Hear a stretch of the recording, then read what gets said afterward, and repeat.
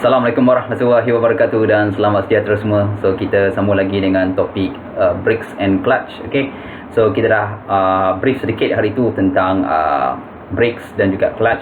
So brakes adalah function adalah untuk absorb energy from kinetic energy. So dia absorb that energy itu dan menjadikan that benda yang bergerak tu, okay, the moving bodies tu akan slow dan akan berhenti. Okey, dan itu adalah fungsi untuk brakes. Dan kita dah juga tengok juga fungsi untuk clutch hari tu. So clutch tu adalah untuk transmit power from input to outputs. Okey, menggunakan disengage ataupun connect or disconnected between two clutch system.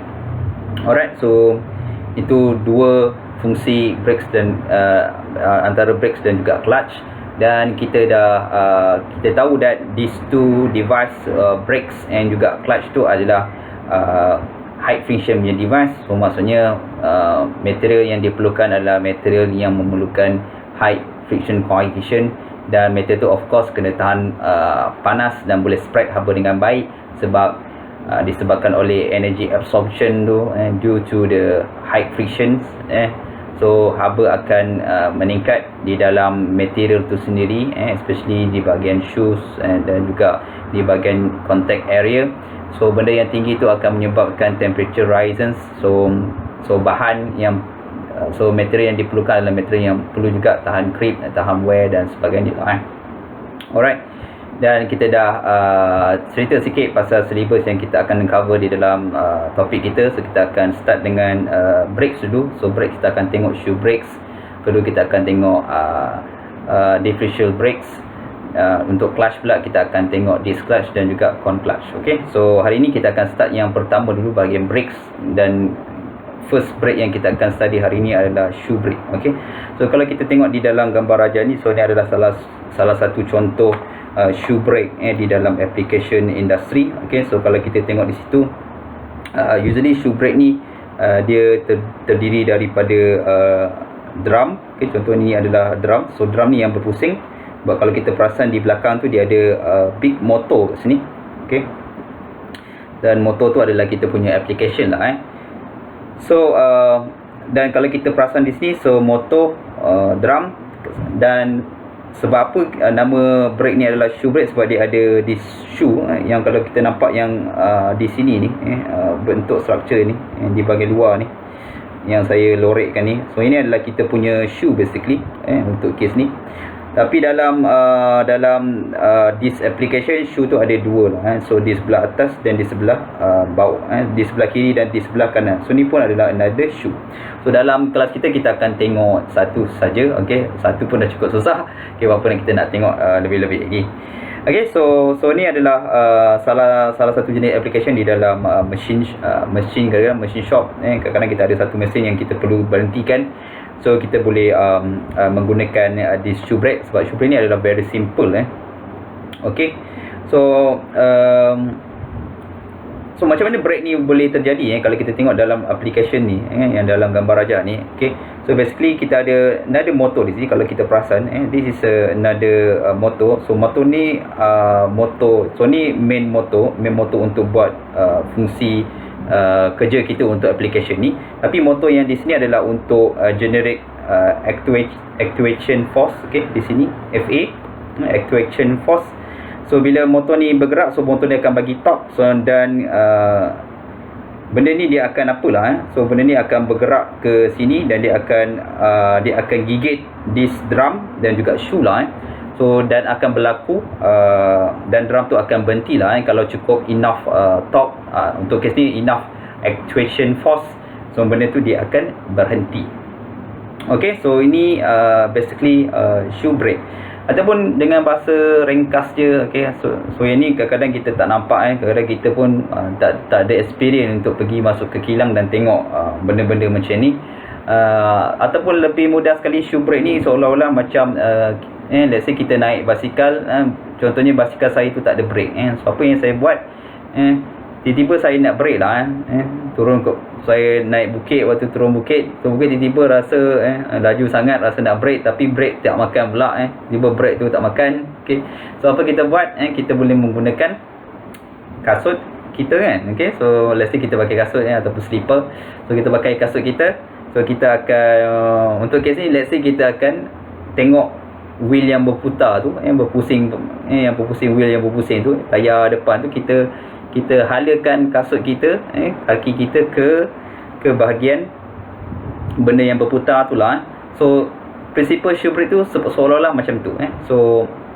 So saya halakan shoe, kasut saya, shoe, shoe, halakan shoe tu ke tempat yang berputar tu. So tempat yang berputar tu akan ada kontak, wheel tu akan ada kontak dengan kita punya kasut ataupun slipper, dan disebabkan oleh force yang kita bagi, iaitu kaki kita kan, kaki kita bagi force sedikit, so ada kontak antara dua tu, so memastikan generate torque, torque capacity yang menyebabkan that roda itu akan berhenti lah. Okay, so dia punya prinsipal dia seolah-olah macam tu lah. Okay, right, nak cerita industri kadang kita tak masuk pula. Okay, so tu adalah prinsipal shoe brake. So sebab tu untuk case shoe brake ni, shoe brake ni kita akan tengok dua. Kalau kita tengok hari tu study kita, so kalau saya buat pecahan hari tu, so shoe brake ni kita pecah kepada dua bahagian. Satu adalah short shoe, dan yang kedua kita ada long shoe. Okay, so kita akan tengok kedua-dua je nanti. Kenapa, apa perbezaan antara kedua-dua ni, kenapa kita kategorikan yang di atas tu adalah short shoe, dan yang kedua yang kita akan tengok adalah long shoe. Okay, so untuk case yang pertama ni, short shoe ni, okay, sebab dalam brake ni dia ada kontak lah. So kalau kita perasan this shoe, kalau kita tengok this shoe ni sebenarnya dia ada kontak dengan this drum, drum yang di tengah-tengah ni. So dia ada kontak dengan some angle sini, contact angle, phi. Okay, phi adalah contact angle. So contact angle tu kita kategorikan this shoe ni dengan that contact angle tu lah. So contohnya untuk short shoe, kalau contact angle antara drum dengan shoe tu adalah kurang daripada 45 darjah, okay, atau sama lah, so kita akan kategorikan kita punya application tu sebagai short shoe lah.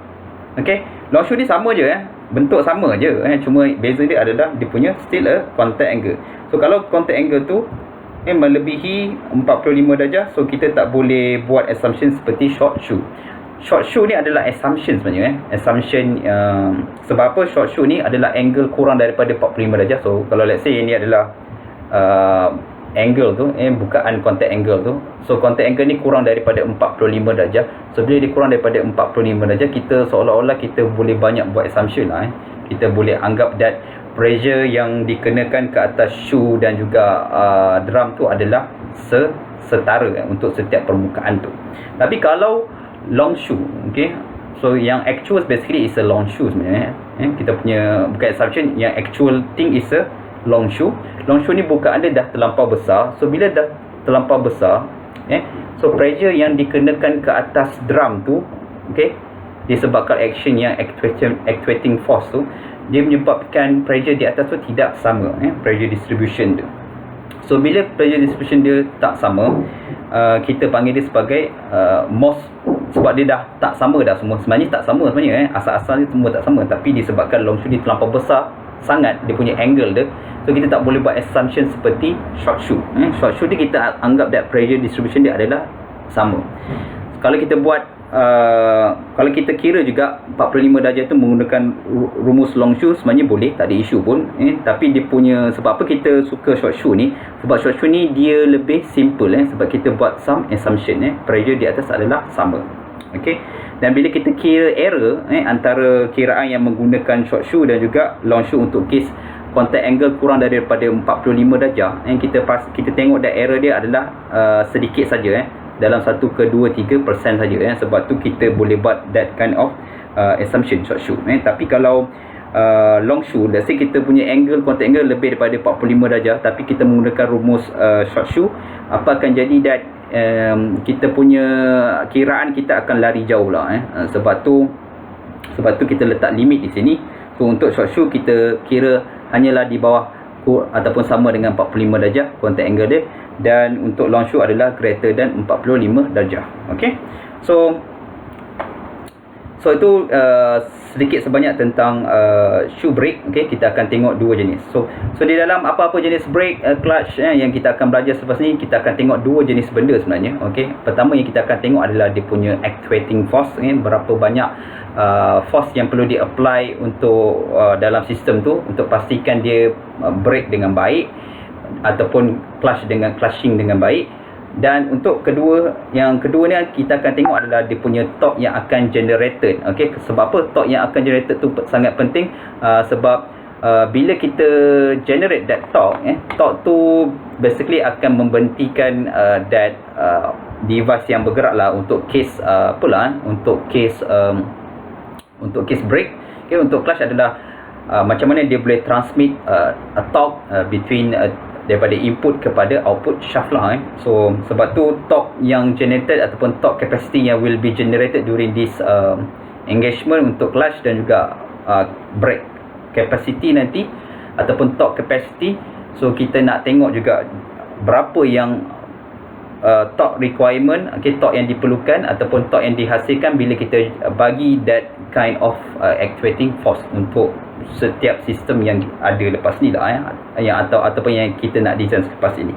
Okay, alright, so sebagai kesimpulannya, so untuk case shoe brake, okay, kita akan tengok short shoe dan juga long shoe. Kita akan start dulu dengan short shoe dulu, di mana contact angle kurang daripada 45 darjah. So untuk okay, kita start dengan tu dulu. Okay, dengan short shoe. So untuk short shoe ni saya akan menggunakan gambar rajah seperti di dalam kita punya notes ni. Okay, so ni adalah dia punya setup dia. Okay, dan equation yang kita akan develop nanti adalah berdasarkan this gambar rajah. Okay, so dan equation yang ada di dalam buku formula pun adalah berdasarkan this setup lah. Okay, so sebab saya boleh lukis, tapi sebabkan saya takut bila saya lukis gambar dia teruk. Okay, so saya gunakanlah gambar rajah ni mudah sikit. Okay, cepat sikit saya boleh mengajar. Okay, so kita start dulu dengan short shoe. Okay, short shoe. Okay, drum brake.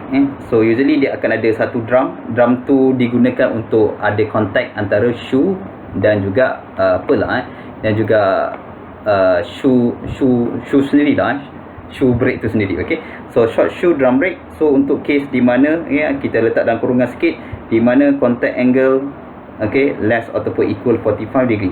So kita akan consider short shoe brake. So di dalam short shoe brake tadi, seperti yang saya cakap tadi, pressure distribution maksudnya kalau kita tengok di dalam gambar rajah ni, so pressure distribution dia adalah kita anggap dia seragam di atas permukaan yang ada kontak antara shoe dan juga drum lah. So kalau kita tengok dengan lebih detail di sini, so kita ada drum kat situ. Okay, drum tu adalah benda yang bulat tu dengan ada satu property, iaitu sama ada radius ataupun diameter of drum. So kita pun juga boleh bagi diameter pun tak ada isu lah. So diameter of drum. Dan kita ada juga shoe di situ. So di bawah handle ni, so biar saya label sikit. So ini adalah handle. So di bawah handle tu kita ada letak shoe lah. So shoe tu yang digunakan untuk breakkan that drum lah, drum yang berpusing dengan satu rotation. So kalau kita tengok dalam case ni, rotation dia adalah pada arah anti-clockwise. So let's say this is our rotation and yang bergerak dalam satu RPM. So dia akan bergerak that drum tu. So bila kita nak berhentikan drum tu, so kita akan bagi satu actuating force. So ini adalah kita punya actuating force di hujung handle tu. Dan bila kita bagi that actuating force, so akan berlaku kontak di antara shoe dan juga permukaan drum lah, especially di bahagian CD lah. So akan ada berlaku di antara shoe dan juga drum tu. So bila ada berlaku shoe dan drum tu, of course friction akan terhasil lah, sebab akan berlaku kontak antara tu, friction akan terhasil. So energy telah transfer daripada kinetic energy kepada heat energy lah, berdasarkan yang ni. Okay, alright. Okay, so kalau kita boleh label sikit sebab kita dah ada label, tapi ada satu pernyataan yang kita tak berapa tahu dekat sini. Contohnya macam D, D dengan R tadi. So kalau kita tengok di sini, so kita ada drum yang berpusing pada satu kelajuan. So D adalah diameter of the drum. Okey, ataupun kita boleh gunakan kita boleh gunakan R ataupun yang kita panggil sebagai radius of the drum. Okey, so dua jenis ni. Okey, size untuk drum kita. Okey, dan of course drum kita ni macam tadi yang saya cakap. So kalau saya padam sikit lah, dia dah macam semak sikit kat sini. So kalau kita perasan kat sini, so that drum sebenarnya dia akan rotate dengan satu rotation lah, of course lah. Kita nak stopkan benda ni, tambah dah break. Mesti ada some rotation lah, mesti ada some kinematic di sini. So untuk kes ni kita ada N tu adalah rotation, okay, ataupun speed, rotation speed of the drum. Okay, so ni adalah sistem yang kita nak berhentikan. So usually unit untuk kes ni adalah RPM lah. Okay, so tu dia kita punya rotation. Dan kalau kita tengok kat sini, kita ada handle tu. Handle tu adalah bentuk seperti L bar, bentuk L tu. Okay, L bar ni adalah kita punya handle. Dan handle tu pun kita ada bagi sedikit geometri di sini. Okay, kalau tengok kita ada sizing kat sini. Contohnya size A. Size A tu adalah jarak daripada pin A, pin A di sini, dan actuating force pula. Okay, itu adalah jarak yang kita kena tahu juga, sebab apa, in the end of the day kita nak cari berapa magnitude of this actuating force lah.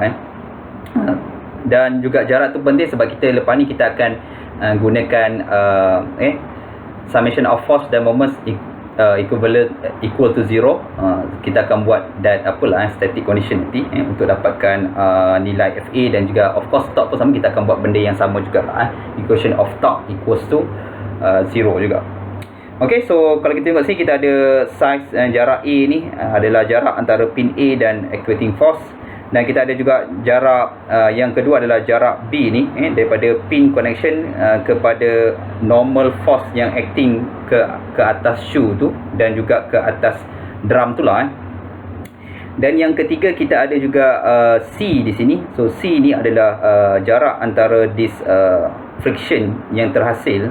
Okay, disebabkan oleh contact tu, biasalah bila ada contact mesti ada, dan movement mesti ada friction yang akan against that movement lah. So ni adalah FFN ni adalah friction sebenarnya, dan ni C ni adalah jarak antara FFN dan juga pin A. So ni antara parameter-parameter yang kena tahu. So let's say kita tulis sedikit parameter-parameter tu. Contohnya kita ada tadi A tadi. So adalah saya boleh panggil dia sebagai moment arm lah. Moment arm between pin A, berdasarkan gambar aja tadi, pin A and apply actuating force, apply actuating force. Okay, so dia punya jarak antara pin A dan apply actuating force yang kita panggil sebagai FA tadi, di situ. Dan kita ada jarak B tadi. So B adalah moment arm juga, dia adalah dalam jarak okay, meter ke ataupun milimeter ke. Okay, so moment arm, okay, this B, okay, moment arm, okay, moment arm, okay, between pin A and contact force lah, kita boleh panggil contact force. Okay, FN untuk kes ni. Okay, so contact force adalah FN, dan C kita adalah jarak juga. Okay, jarak. Okay, moment arm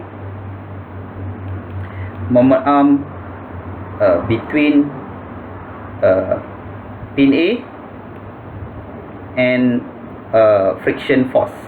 Okay, friction force untuk kes ni dia adalah F, friction coefficient Fn. Okay, so let's say saya define dulu semua ni dulu. So FA adalah actuating force. Okay, units dalam Newton lah, actuating force. Dan kita ada tadi adalah Fn adalah contact force ataupun normal force, contact force, ataupun kita boleh panggil sebagai normal force. Okay, dan kita ada FFN tadi adalah friction friction force, okay, yang friction force generated.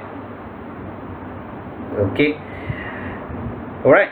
So apa lagi yang kita pending? So kita ada F tadi. So F adalah friction friction coefficient, okay, between shoe and surface of the drum. Okay, so yang atas tu yang ada contact so maksudnya friction coefficient tu adalah property di sini lah so this is a F yang kita consider tu. Okay, alright.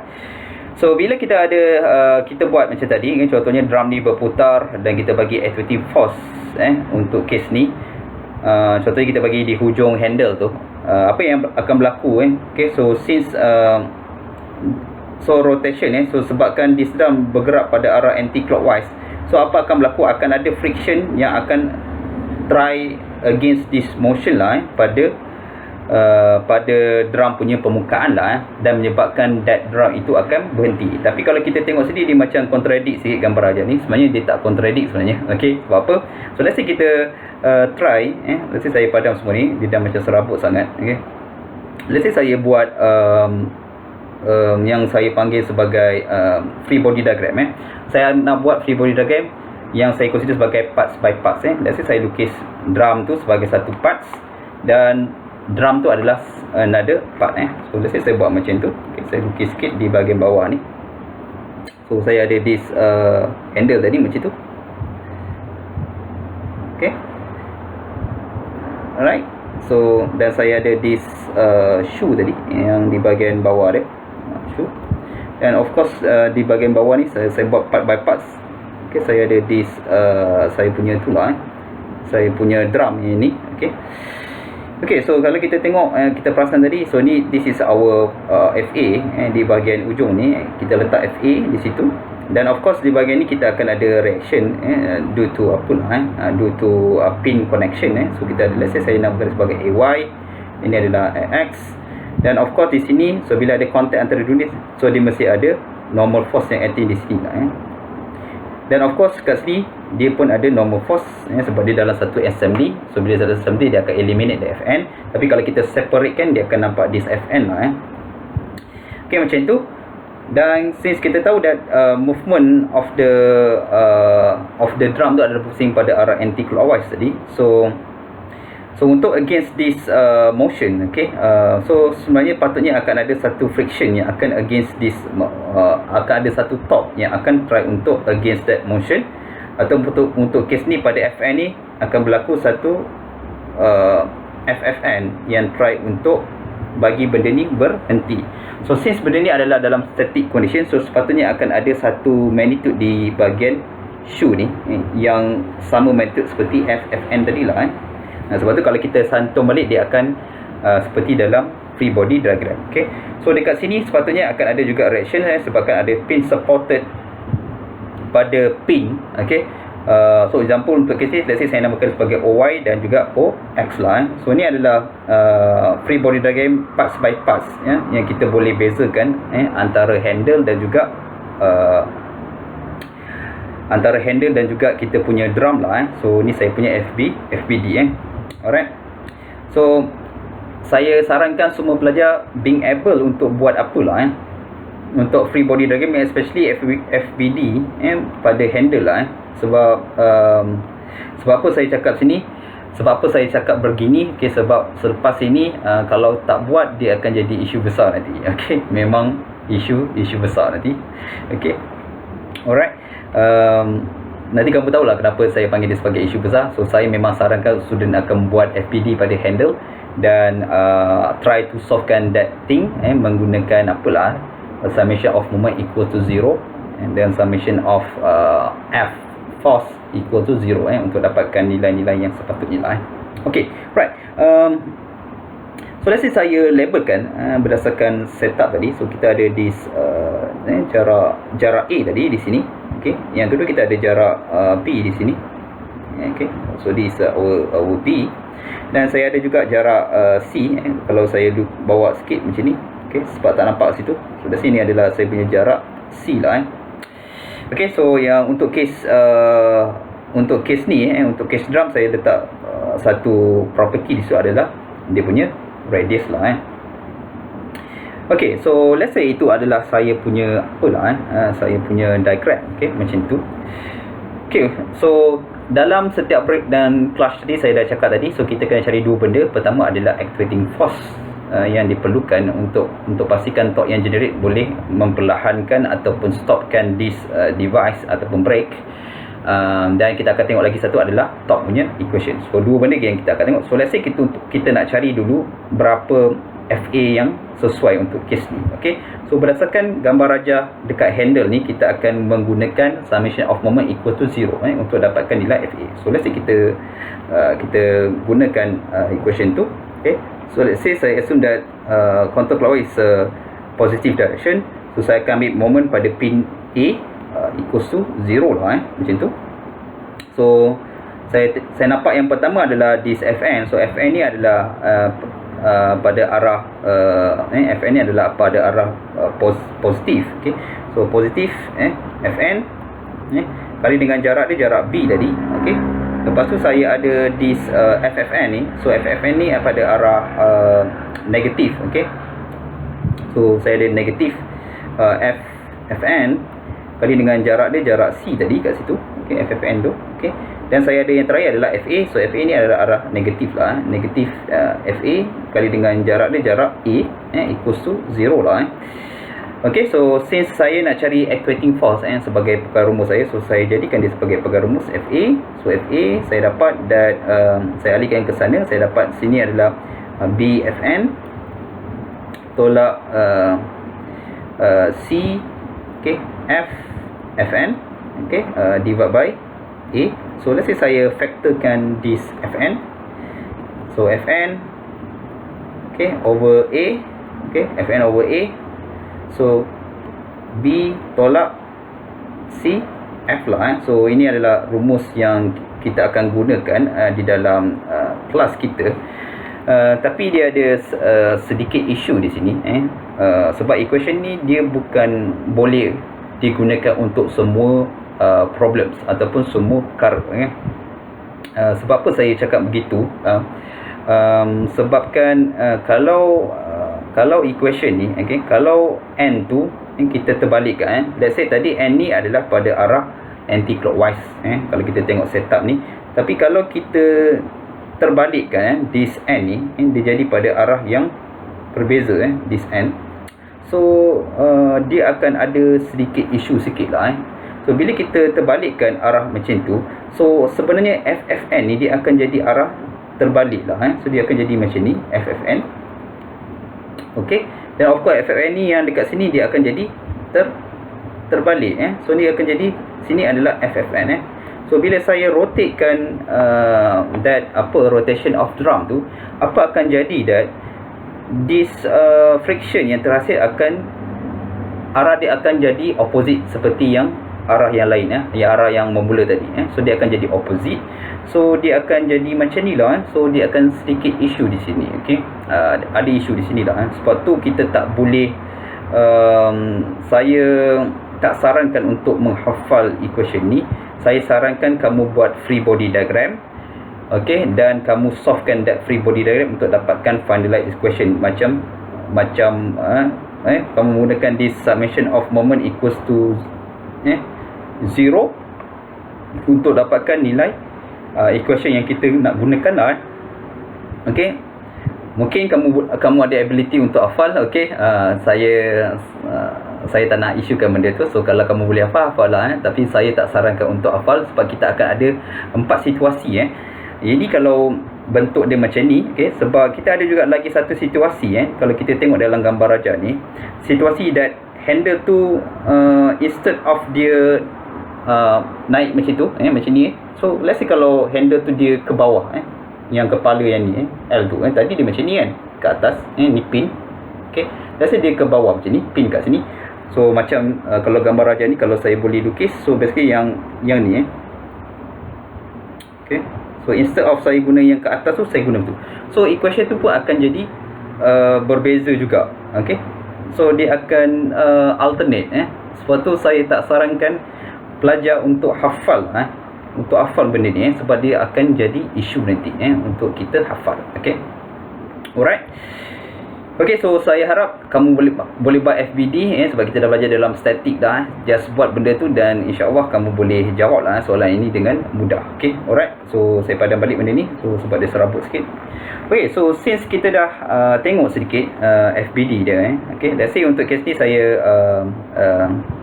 saya padam sikit FFN ni okey, untuk kes ni supaya tak nak serabut tak nak mess up. Ini saya nak beritahu dah kenapa kita tak nak hafal tadi kali hijau tu. Okay, so since saya dah ada this finalized equation FA Fn divided by A sama dengan B tolak CF. Okay, so Fn A dengan B dan juga C adalah geometri tadi yang baru kita tengok. Semua tu adalah moment arm berdasarkan gambar rajah tadi. A, B dengan C. F pun tak ada isu sebenarnya. F pun diberi F ni adalah friction coefficient, so di antara surface tadi tu, contact surface tu. Cuma isu sekarang ni Fn kita tak tahu berapa nilai Fn so Fn ni kita kena cari juga macam mana kita nak cari Fn ni basically kalau kita tengok gambar rajah ni Fn ni Fn ni adalah dia adalah contact force yang berlaku apabila kita sentuh shoe tu dengan drum lah so macam mana kita nak cari this Fn ni. Okay, so Fn ni nak cari dia kalau saya boleh lukis dalam bentuk 3D untuk case drum ni tapi saya cuma ambil bahagian yang ada contact surface tu. Jadi saya lukis dia macam ni untuk bagi nampak. Okay, saya lukis macam ni. Okay, yang bahagian this area lah so kalau saya lorikan di bahagian yang situ. Okay, jadi saya lukis yang tu.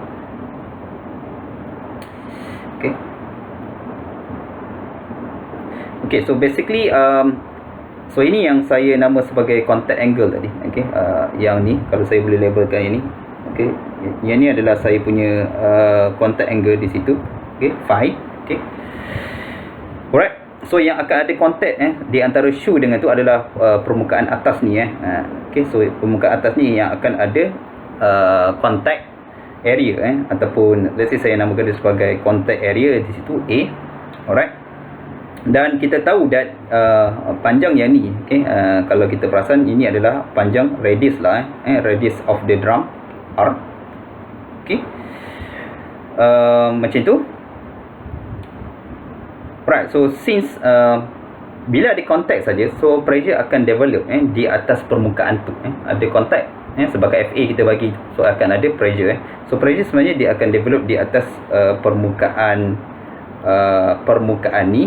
Dan seperti yang kita discuss sebelum ni untuk short shoe kita assume that pressure yang di atas surface A tu adalah seragam dia adalah satu value tapi sebenarnya by actual sebenarnya pressure sebenarnya tidak seragam di atas permukaan A tu untuk setiap material point ataupun point dekat atas A tu sebenarnya tidak sama pressure dia tapi untuk kes ni kita assume dia adalah sama. Okay, so since kita anggap dia sama, so kita boleh tulis that P tu sebenarnya dia adalah Fn divided by A sebab apa kita nak tahu sebab ini adalah rumus pressure yang biasalah okay, so pressure yang develop di atas contact surface tu adalah normal force ataupun contact force divided by area. Okay, so kalau saya tengok benda tu secara kalau saya bawa lah gambar rajah tu ke bawah macam tu. Okay, so kalau saya tengok daripada pandangan depan, so saya akan nampak seolah-olah macam sebab kita anggap dia contact force tu terlampau kecil, so kita anggap dia seolah-olah macam segitiga lah macam tu. So yang ni adalah saya punya contact angle tadi. Alright, so ini saya punya radius tadi. Okay, yang tu.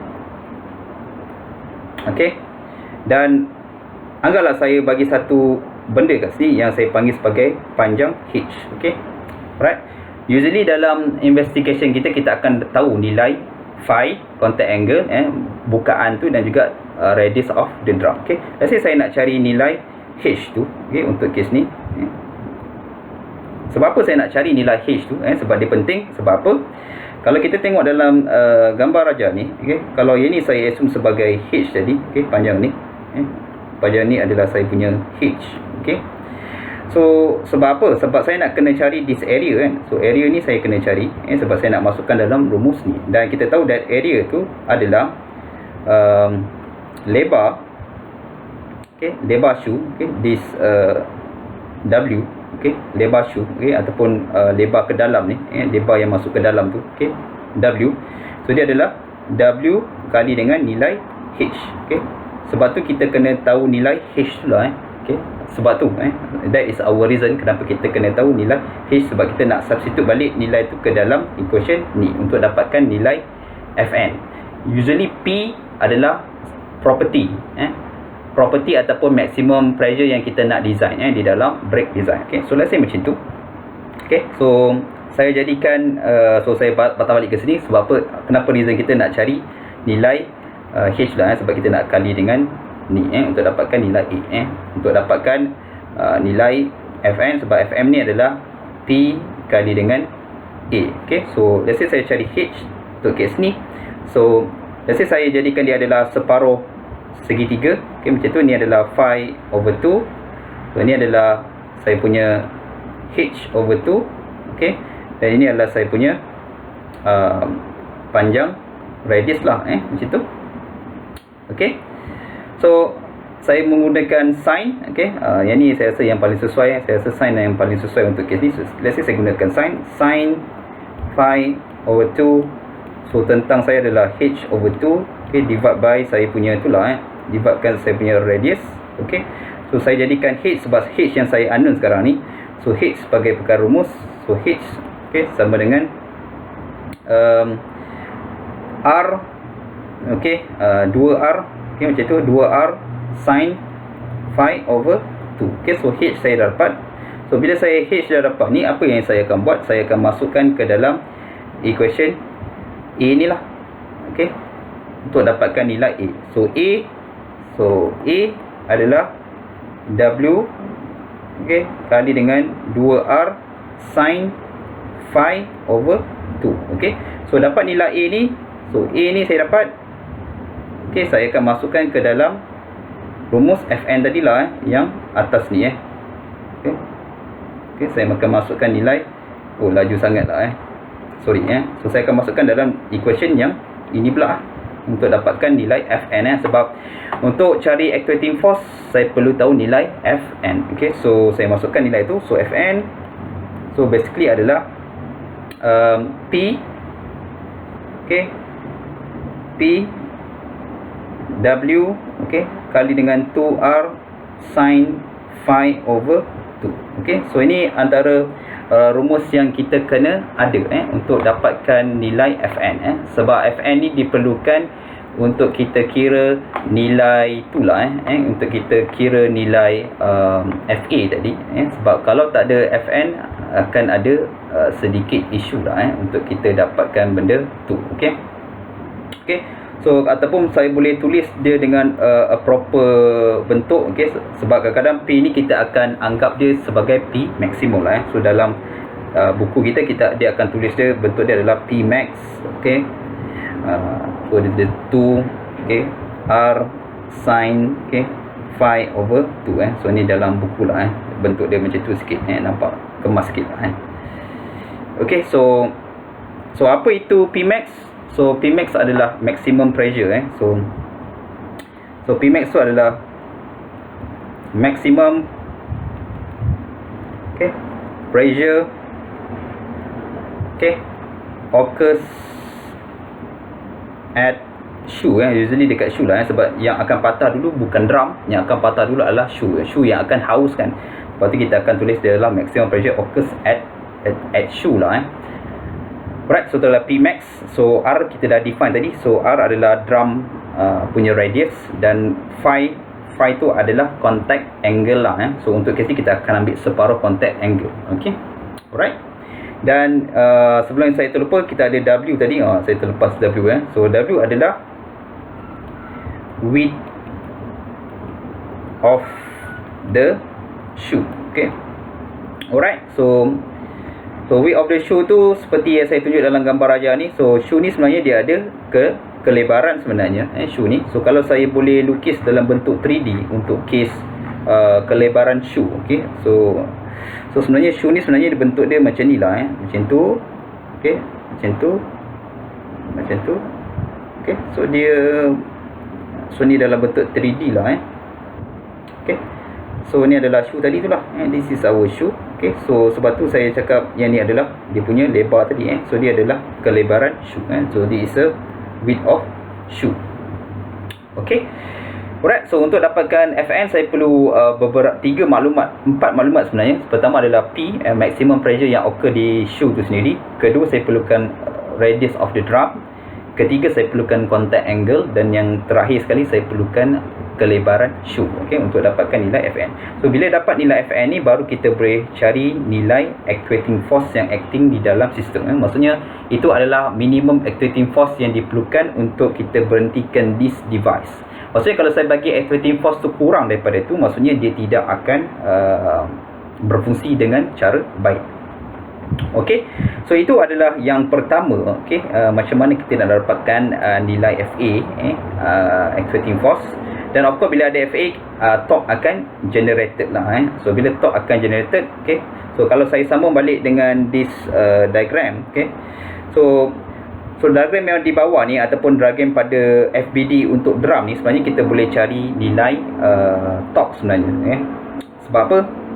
So bila kita berpusing macam tu, sebenarnya torque yang disebabkan oleh pusingan drum tu akan terhasil sebenarnya, okey. So dia akan terhasil dengan satu magnitude sebenarnya torque.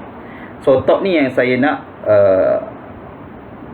torque yang nak against tu mesti sama dengan torque yang putaran drum tu. Kalau tak sama, okey, ataupun kita sebagai apparent torque tu, kalau tak sama dengan that apparent torque, maksudnya this drum dia tak akan berhenti lah okey. So since kita nak samakan benda tu, okey.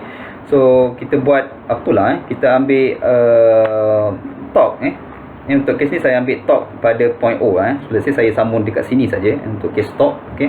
So saya anggap that arah pusingan yang ni adalah arah positive direction. Saya ambil torque pada point O ataupun pusat bulatan dekat sini. So saya ada pertama adalah torque tu adalah arah positif, so positive torque. So tolak, okey, Fn friction yang terhasil kali dengan dia punya moment arm dia adalah radius lah so equals to 0, okey. So torque untuk kes ni adalah Fn kali dengan R, okey. Ataupun untuk proper sikit, okey, kita ada yang proper sikit lah sebab benda ni nampak macam tak berapa proper, tak nampak nanti student kadang-kadang dia cakap dia confused lah okay, so saya tulis seperti dalam buku lah so T sama dengan Fn kali dengan R lah so ni adalah torque yang terhasil, minimum torque yang terhasil bila kita kenakan FA ke atas tu. Dan of course Fn kita pun dah proof tadi. So untuk kira torque kena ada Fn. So Fn pun kita dah derive tadi. So ini adalah rumus Fn. So cari Fn menggunakan rumus ni dan kamu boleh plug in nilai Fn ke dalam ni untuk dapatkan nilai torque lah So untuk case torque depend dengan 3 perkara. So pertama adalah friction coefficient. So lagi tinggi friction coefficient akan higher torque yang akan generate. And of course kalau tinggi Fn, maksudnya kalau kita bagi Fa tinggi, basically akan generate higher Fn. So Fn yang tinggi pun akan generate torque yang tinggi. Dan of course kalau radius tu lagi besar, radius tu basically kita memerlukan torque yang tinggi akan terhasil. Okay, alright.